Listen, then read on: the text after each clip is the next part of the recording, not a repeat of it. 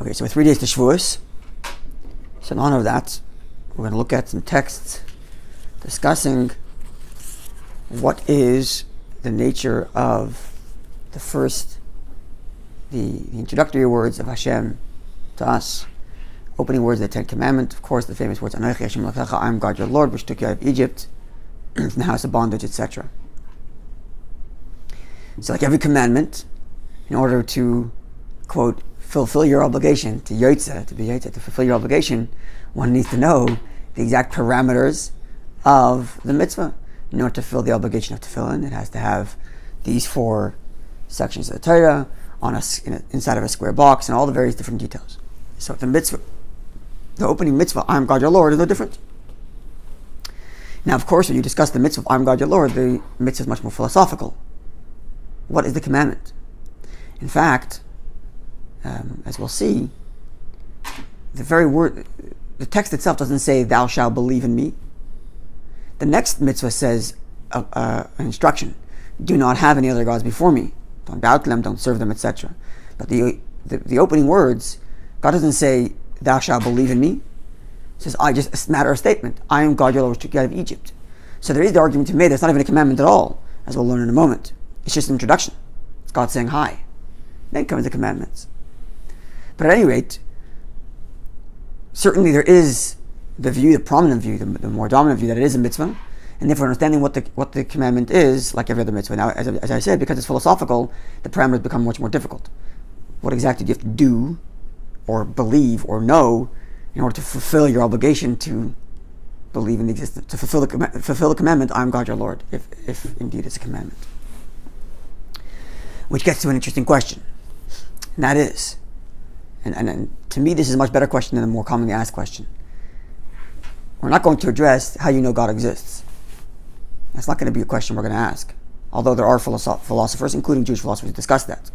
What we're going to discuss is, what is God? Because we want to know what the commandment is. The commandment is, I'm God your Lord. So the commandment is to know that, to believe that, to know that, to have faith in that. So, well, what is it? What is the definition of God your Lord? In the same way God says, put on tefillin, we have to define what is tefillin. So God says, believe in this thing called God. Well, what is that? And to me, it's a much more interesting question than whether or not it exists. Because it's certainly a more elementary question. Because if you begin with, well, how do you know God exists? Then we can be arguing until we're blue in the face, and then we'll find out that the God you think doesn't exist and the God think that I does exist are completely not the same thing. So if we're going to argue about whether or not tables stand, we both have to agree that this is a table. And then we can discuss everything else. But if we can't agree on what the definition of God is, then what are we arguing about whether it exists or not? Well, maybe if you found out what my definition is, you'll believe it, you'll find it. Right? There's the old story said about a bunch of different sages, but either the story happened or didn't happen, but it's one of those stories that are said, in that a heretic tells the rabbi, says, I don't believe in God, silly man in the sky stuff. And the rabbi says, don't worry about it. The God you don't believe in, I don't believe in either. Right? In other words, we first need to define what God is, and then we can get into any other questions. So that's going to be really the exercise of this this class, and we'll probably morning. We're not going to be able to finish it today. We'll probably finish it tomorrow, maybe even Friday. Defining what God is, and thus knowing how to fulfill, so to speak, the commandment that the opening statement, I am God your Lord. So first text we have the Rambam. He's the father of all counters of the mitzvahs, even though there are others who preceded him, and there are others after him. There are others who have enumerated the 613 commandments.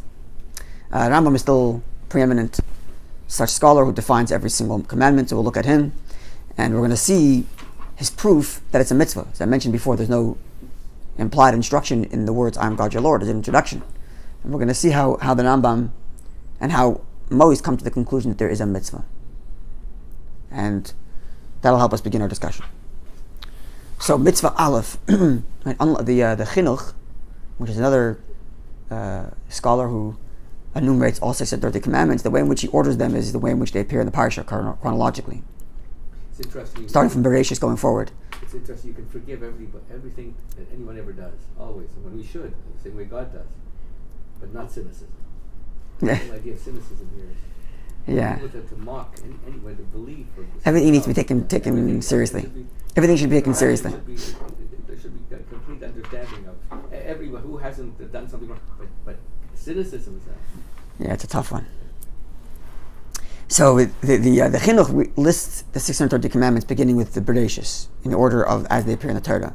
The Rambam lists them in the order of importance, if you will, and then he goes through life cycle and then through daily cycle, yearly cycle. I'm not getting all that right, but he puts it in order of importance, not in the order they appear in the Torah. And therefore, the first commandment, of course, is I'm God your Lord. So mitzvah aleph, mitzvah number 1 of the 630 commandments. This is not in his book of laws. This is in his book of mitzvahs. It's a separate work that he compiled much earlier than the book of laws.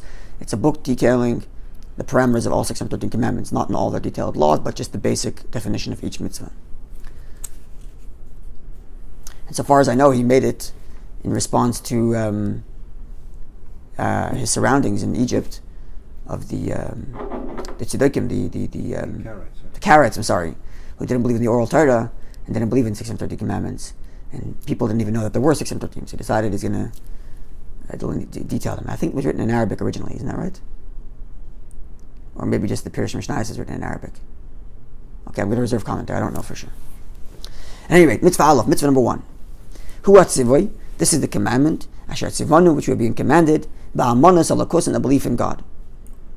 V'hu, and this is, here comes the definition, shenamin, that we should believe, she'yesham ila v'siba, that there is a cause and a, 2 words for cause, but one is a cause, one is like a, ila is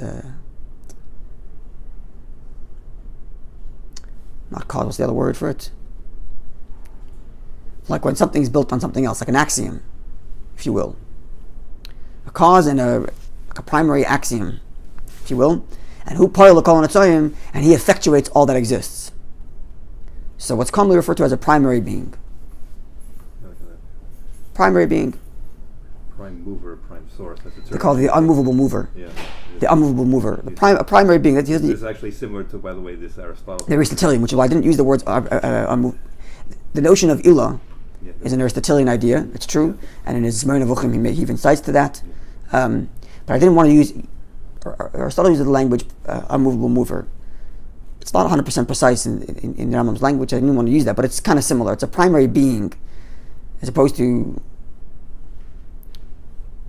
the unmovable mover. The problem with the unmovable mover is that you can lead to the conclusion that the unmovable mover is, although it's the primary cause for everything that follows, but because of how distant the primary mover is from the final movement of a blade of grass, he has no relationship to it. Whereas in our faith in God, it does have a connection to it. Even if you don't believe in Hashgacha Pratis, but still has a connection to it for another time. But the definition here in Rambam is a primary being. Primary being, and which effectuates all that follows. The axiom of existence.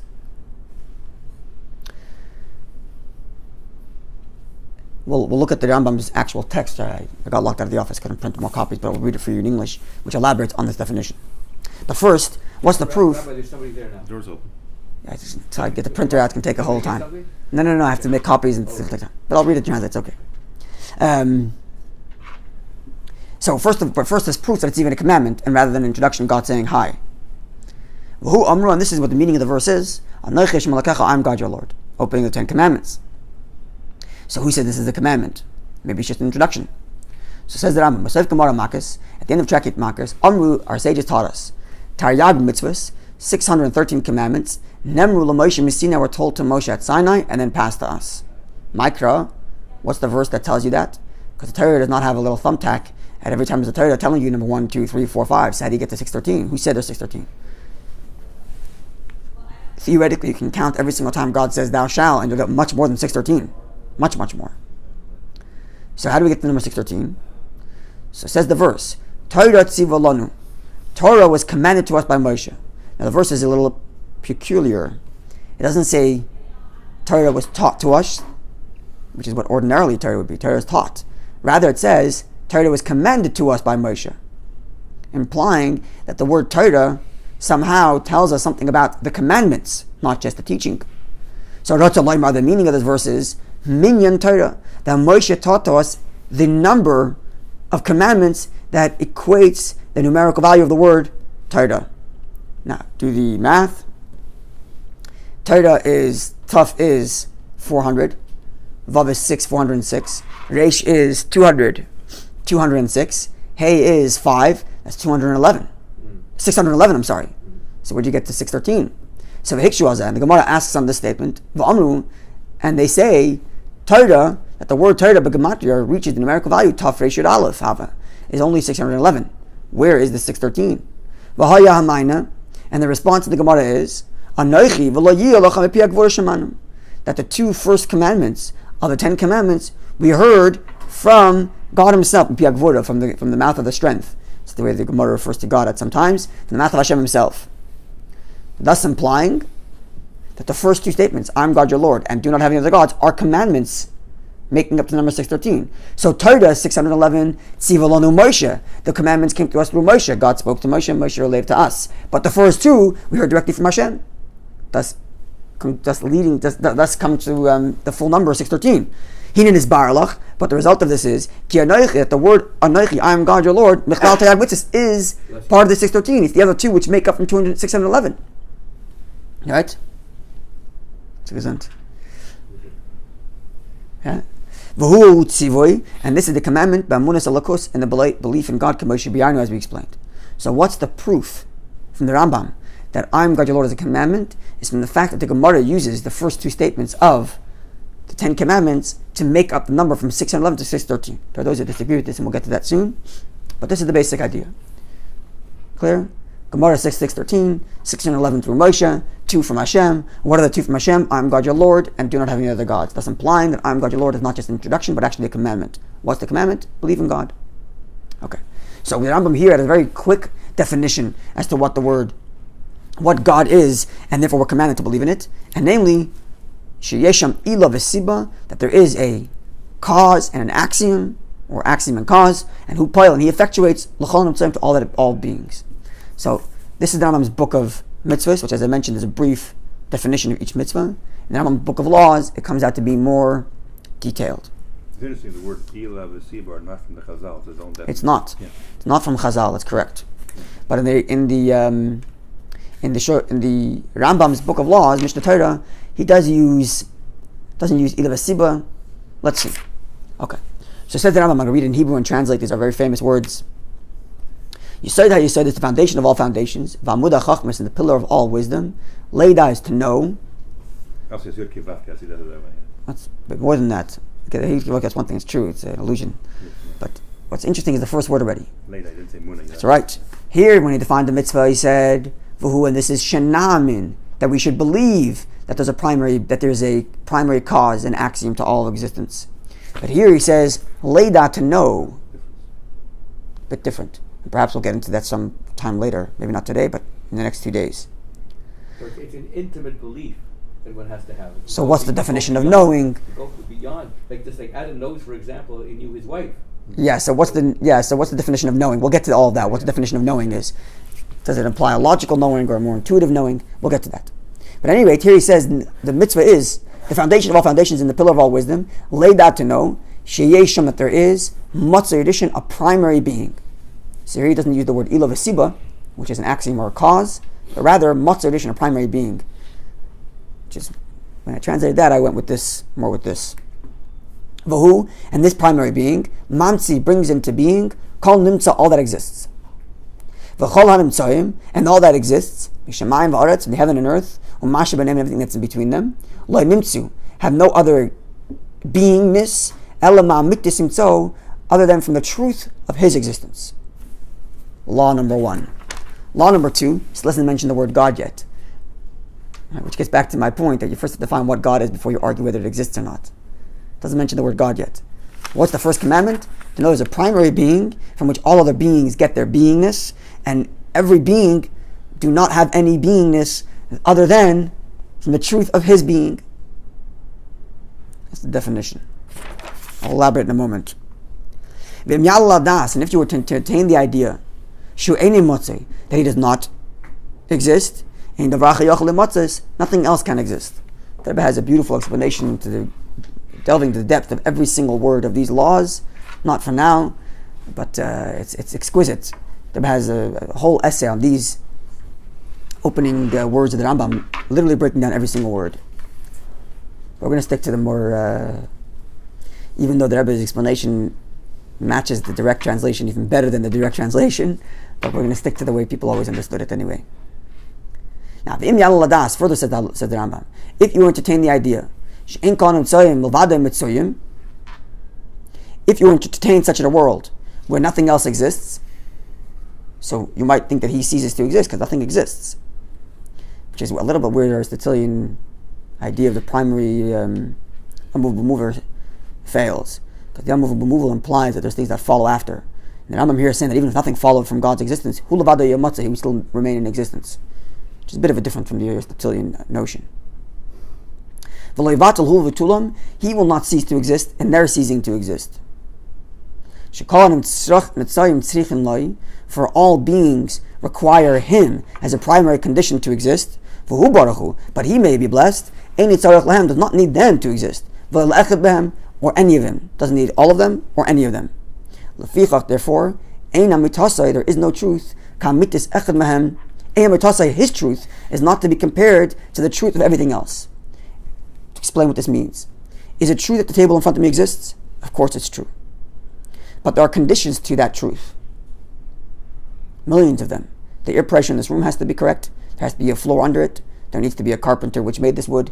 There are 1,000 conditions that are required in order for the table in front of me to exist. So is it true that the table exists? Yes. But its truth is dependent on 1,000 other truths. And here's the primary definition of the Rambam in what God is. He's the absolute truth. And the absolute truth means it has no conditions for its existence. He is the primary condition for everything else to exist. So it's not just the unmovable mover. It's much more than that. It's the primary condition for everything else to exist. In the words of Jewish philosophers, mechuyev hametzius. It's a word will be introduced soon by the Abarbanel. Mechuyev hametzius. His existence is an axiom and not conditional. It's the conditions of everything else to exist. If you want to break it down even more, this is already be a little bit interpreting it based on some previous reading. The most basic condition. Look, I have 1,000 conditions to exist. I need food, I need water, I need air, a whole bunch of things I need. Never mind the psychological things I need, just physically the things I need to exist. The most elemental thing that we all need to exist is space. There's nothing that exists in this world that does not need space. There are things that need even more than that. Even a rock needs more than that. It needs certain atmospherical conditions. But if you wanted to go even further, and the very atmosphere that becomes the conditions for those stones also needs space to exist in. Everything. The most elemental of things that exist require space to exist, within which to exist. So everything, even on its scientifically empirical, visible observation, requires something else to exist. The only most elemental thing which you can point to and say that doesn't have anything else that needs for it to exist is space itself. Which itself is something, you can't put that under a microscope. You don't put space under a microscope. You observe the things that are inside the space. And therefore you have the words of our sages which say, he is the space of the world is not his space. Meaning to say, it's not as if the world exists and then God fills that all up. No. It's the reverse. He exists, and then he is the condition that allows for this whole thing existence to exist within him. Therefore, Baruch HaMakom. Baruch HaMakom, the omnipresent. Yeah. That's the depth of the word omnipresent. Yeah. Not just that he fills all space, but that he is the space in which everything else exists. Which gets to a little bit of philosophical language for that which we talked about in the last couple of weeks in the Alter in Tanya, where we say how creation does not change him, and the Alter explained there at length 2 levels. The first level was that creation is a very minute level of divine energy. It's not as if it requires all of God's effort to create. It's only speech, as the Torah in the language of the Torah. It's a couple sentences that we explained there at length. And number 2, that the speech never leaves his beingness. It's not like it goes outside of him, therefore it changes who he is. It's all within him. So now you have kind of philosophical language for that. In that it's not as if there's a world that God has to manipulate outside. That would mean that whatever there is outside is the God, not him. Because he requires that outsideness to exist. That becomes the condition. But rather, and this is the words of the Rambam here, he is the absolute truth, and everything else gets their truth from him. So it's not just the primary being from which everything else comes to be, which is the first thing we said, but it's more than that. It's the primary condition under which all other existences make sense. Or the omnipresent. It's the space, it's the truth in which everything else can exist. Clear? This is the basic definition of what God is in the Rambam's view. We're going to get more definitions as we go along, God willing, the next 2 days. And then he concludes, now he finally uses the word God. Hu shanavi omer, this is the fourth halacha. This is what the prophet says, V'Hashem Elokim emes, and God our Lord is true. Nothing else is true. But now we understand what that means. Hu levadei emes, he alone is the ultimate truth. Ve'en la'achar mit emes kamitosai, and nothing else has truth like his truth, because all of their truth are conditional upon his truth. V'usha Torah meres, and this is what the Torah means when it says, Einod Mavadei, there's nothing else but him. Koloimar, meaning to say, Ein Sham Motzoi Emes, there is no true existence, Mavadei, besides for him, Kamoisei, like him, even though they exist, but their truth is conditional upon his truth. And then finally he says, this being, that's the God of the world. Now he says this is God. So first he defines what God is, and then he says, now you know what God is. He controls everything because it's the primary being, primary condition. And then he says in Halacha 6, and knowing this, is the first commandment, Shenem, as it says, I am God your Lord. So what's the definition? And according to the Rambam, what's the mitzvah? I am God your Lord. The mitzvah is to know that there is a primary being, and this primary being not only brings everything else into existence, but he is the ultimate truth that is the condition under which everything else is true. And thus, every other existence needs it to be, and he does not require any of it to be. If everything else stopped being, it would make no difference to his truth. The omnipresent would be omnipresent whether things filled up the space inside of him or didn't fill up the space inside of him. It's still omnipresent. That's the nature of omnipresence. Or in the language of Chassidus, beligvul, it's infinite. It's the space within which finite even exists. Sovev, or, well, not really sovev. Exactly, I shouldn't have said that, but that's the basic definition. Yeah, what do you say, something? We understand this instinctually. Yeah. Right? It has to be that way, otherwise it wouldn't fit into the model of what we understand the Shem is. Yeah. But we're relying on one individual to give us that definition. Not exactly. Well, that's what it seems like. According to Rambam, this is the definition. Well, we'll learn. That's what I've heard. We have a whole booklet here. That's right. Understand. But not that they disagree with this definition. We'll see. We're gonna learn. We're basing it on what we around the table agree that what Hashem is by definition. So you're asking how that fits into the words, I am God your Lord? No, I understand how that... We'll get to all of that. Like, how do we... excuse me, but how do we have the audacity to say that? That's the definition. There's the Rambam That's cites... question. Yeah, the question is, who are we to say that this is so what it is? the Rambam will tell you... The Rambam will tell you... understand that this has to be. The Rambam, there can't be any other... The Rambam will tell you, I have 2 verses to cite to prove it. He just quoted, Hashem Elokim emes, God our Lord is true. What does that mean? Nothing else is true? And then the second statement, which was Ein Mavada, nothing else exists but him. What do you mean nothing else exists? Everything exists. So those are 2 cite proof texts that tell you that God's the ultimate truth from which everything else comes true, and therefore nothing else exists without his condition for allowing to exist. That's what I'll tell you. Which is why he says, Shenemar, as the verse reads, these 2 proof texts. Find some other way to explain it. These 2 verses, right? If we're going to accept that this is true. It sounds like you just posited a cognitive mitzvah. Yes. It's a cognitive mitzvah. How can you have a cognitive mitzvah? There are 6 of them, actually. The Chinuch lists 6 continuous mitzvahs, as he calls them. 6 continuous mitzvahs that are cognitive. To know. That's the God's, operative... the operative word, as opposed to what he says here, which is shenamen. Right in his book of detailing 613 Sefer mitzvahs, in his book of mitzvahs, he says to believe. But in here in the halacha it says later to know. We'll discuss that later in the Tzemach Tzedek's text. What the difference between faith and belief, and lahamin leda, to believe and know, what the difference is. But yes, a cognitive mitzvah, amongst others, to know that he's God, his unity, his love, fear, reverence, and missing one. I mentioned unity. I'm missing one. But yeah. The follow-up question is, what does that mean to know? How do you define to know? Yeah, we're going to get to all that, God willing. We'll get to all that, God willing. Okay, one more text before we conclude for today. Put some flesh on a cognitive mitzvah. Yeah. By the way, you're right. This description is a Rambam description. Other commentaries do the same psukim and give it in different words. We're going to get to some of that. We'll get to some of that. But the psukim are accepted by everyone. Just the We're going to get to some of that. Exactly different. Okay, so let's do one more text. Now, this text does not necessarily negate any of the definitions we gave from the Rambam. All it does really is, on the first page, the second text on the first page still, all it's really going to do is, it's going to challenge the notion that what the Rambam said is an actual mitzvah. But rather, it'll read, I am God your Lord, not as a commandment, but as an introduction. Yeah, preamble. God's introducing himself, rather than a commandment. Okay? So let's see. This text that we're reading from comes from the Ramban. The Ramban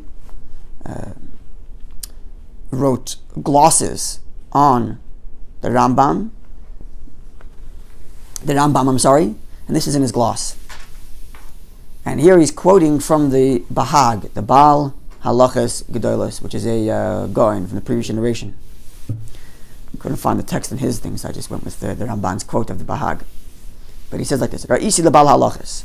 I seen from the author of the Halachas Gedolos, from the Bahag, as he's commonly known, Shelo Yimna Isam, that he did not count I am God your Lord as one of the 613 commandments. Lo Yimna Isam, didn't count it mitzvah, skip the parentheses, B'chlal Tayag mitzvahs, amongst the 613 commandments.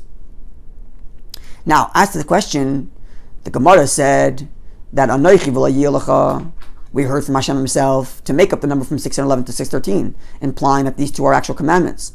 So says the Bahag, that's not really such a problem. Why? Because in the second commandment, or in the second statement, do not have any other gods before me, Minias Rabbis, there are various different prohibitions. And if we can get from there to two, for example, La Yilacha, don't have any other gods. La Sasa, don't make graven images. La Shishachal, don't bow down to them. La Yisavdim, do not serve them. Right? If so, you might come to the conclusion that from Hashem, Chamish, you would have heard 5. I'm God your Lord, don't have any other gods, don't make, don't bow, don't serve. With P Moshe, and then from Moshe Tarach, you would have got 608.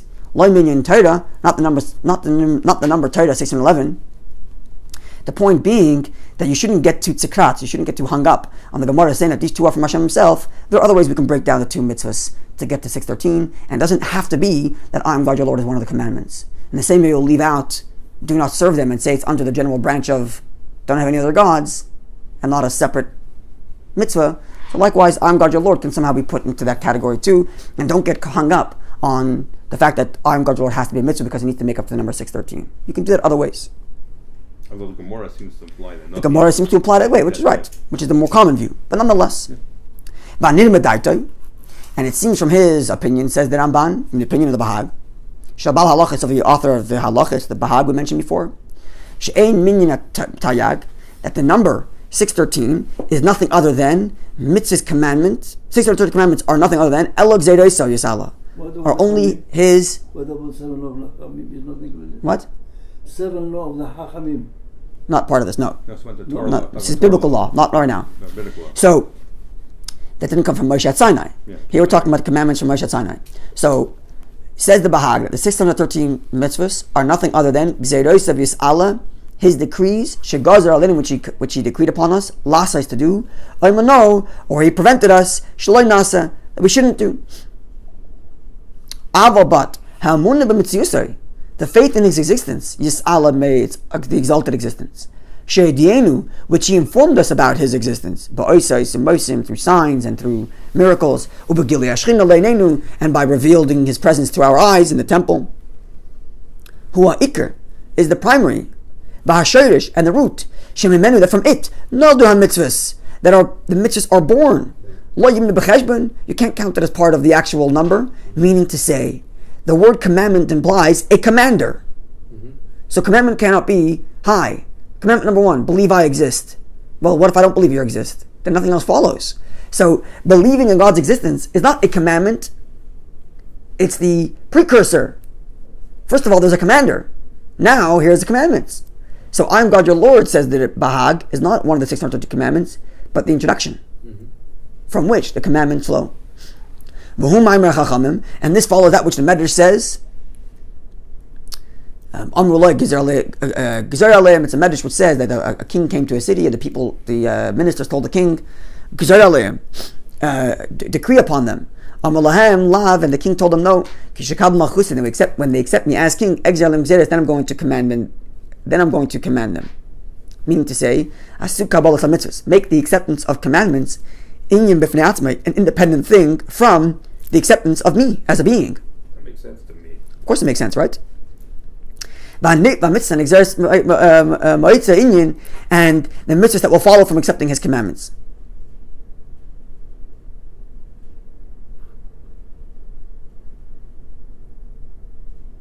Okay. As he goes on to explain, which we're going to kind of cut short because it gets repetitive in quoting other verses. The point being, so we have two basic schools of thought. One is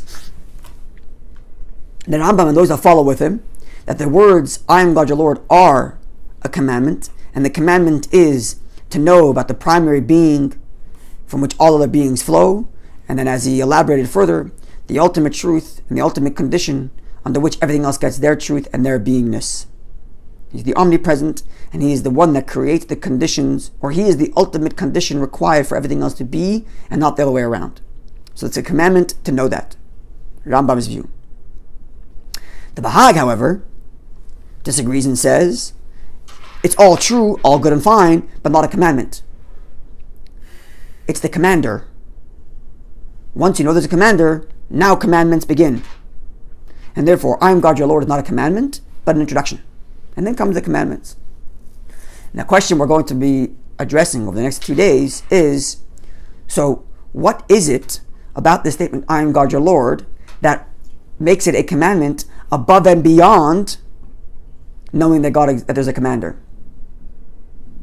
In other words, there's knowing he's a commander. In other words, we're going to take the Bahag's logic and the Rambam's acceptance that it's a mitzvah. How's that? By understanding that there's a knowledge of a commander, and yet there are still details about the commander that God's commanding you to know about. Following? Mm-hmm. So there's a commander, but you can think a lot of things about the commander. That's the axiom. The first commandment is to know certain aspects of that commander. And that's what we're going to go on the next 2 days. And that's going to further help us define, well, what is God? Because when God's introducing himself, not just introducing himself, but commanding us to know something about him, what is he informing us about him? How does he want us to know about him? What does he want us to know about him? And that's going to help us define further, what is God? Building on, not negating, but building on the definitions we gave from the Rambam today. So this is where we're going, God willing, in the next 2 days. Okay? Have a wonderful day, everybody.